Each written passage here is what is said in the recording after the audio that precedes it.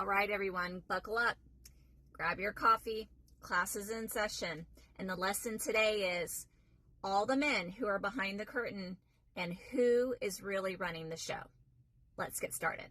Okay, so while Trump builds himself a gold ballroom, a 300 million shrine to his ego, his allies are teasing about a third term. Steve Bannon keeps saying they have a plan. But Trump himself just told reporters it's pretty clear the Constitution won't allow it. But that's the distraction. That's how he keeps the cameras pointed at the circus while the real plan quietly moves underneath. But here's the truth. Trump doesn't have much time. Doctors have already pointed out what we can all see. His health is declining. Most of them talk about how they believe he's had a stroke. And the cognitive decline, the confusion, the stiffness, the outbursts, it's all there. He's fading.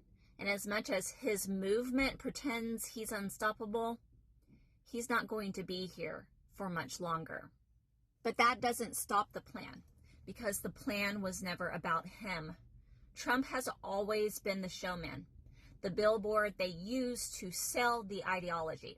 The real power sits behind the curtain, with the men who built the system that doesn't need him anymore. We're going to talk about all the men today, but the main architects are Peter Thiel, Stephen Miller, and Russell Vought. Thiel bankrolls it, the billionaire who funds the next generation of hard-right politicians, tech surveillance networks, and authoritarian infrastructure. He's the financier of the future, building an economy that serves control, not competition. And Vought, he operates it, the former budget director who figured out how to capture the government through hiring, firing, and paperwork.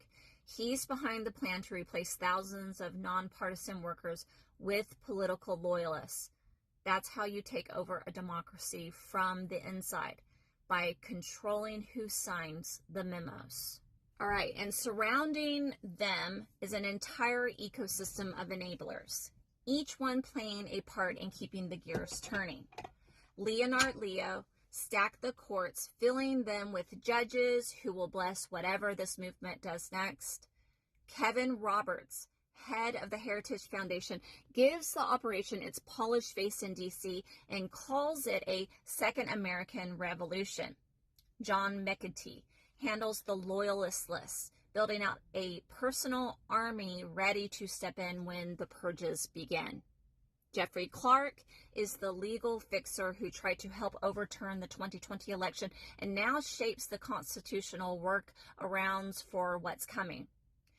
Christopher Rufo, he runs the culture war, manufacturing moral panics about schools and libraries to justify state control. And Steve Bannon, he's the hype man, the propagandist, the field general. His job isn't to rewrite the blueprint, it's to make sure the base stays angry enough to protect it. Together, they're what happens when ideology, money, bureaucracy, and media fuse into one machine. Okay, and that machine doesn't need Trump to function. That's the part that people need to understand. Because when he's gone, and that moment is coming soon, they'll simply replace him with someone more controllable. Enter J.D. Vance. He's the perfect vessel, funded by Thiel, aligned with Miller's ideology, and ready to operate within Vaught's structure. He doesn't have Trump's ego, and that makes him easier to steer. He won't fight the machine, he'll serve it.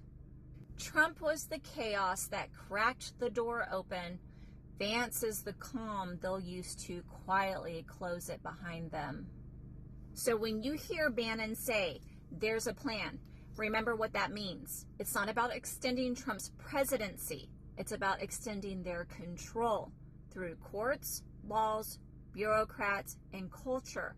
It's a long game built to survive the man it used. I need you to hear me when I say this. When Trump finally exits, that's when the real danger begins. Because the system they built won't die with him. It'll keep running, smoother, quieter, and far more dangerous than before. Okay, that's a lot. And if you stuck with me this far, stick with me just a little bit longer, because I want to end with this, because I know how dark all of this can sound. When I first started this work, there were fewer of us awake. But as I've continued, I've seen so many more people wake up. Every day more people are seeing through the illusion, breaking out of the exhaustion and distraction that kept us quiet while the 1% pulled the strings. It's always in the darkest moments that humanity wakes up. That's when history shifts, when people find their courage, their clarity, and their power. The first step is acknowledging what's happening. That's why I'm doing this report. The next is refusing to back down, using our voices, speaking the truth, and rising together. The protests happening across the country right now with the No Kings protests, those are the proof. They are the physical representation of how many of us are awake. When others see those crowds, the mass numbers of people filling the streets, they understand we are not going to back down. We are millions. We are angry, aware, and done with being silent. And that awakening doesn't stop at the protests. It's online, where more people than ever are educating others, breaking the propaganda, and refusing to let the lies go unanswered. It's in every person standing up to organize, to film, to march, and to tell the truth. And yes, it's even in the moments as small and joyful as our local Portland hero, the Portland Frog. Because when something silly, creative, and defiant can become a symbol of resistance, that's when you know people are alive again. And that terrifies the ones at the top. Because here is what they don't want us to remember. They are few, and we are many.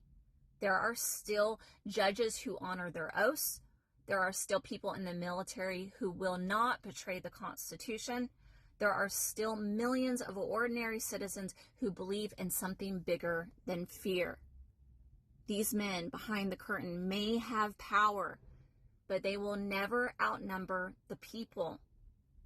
And the most beautiful thing about all of this, through these darkest of times, people are awake now. Power to the people.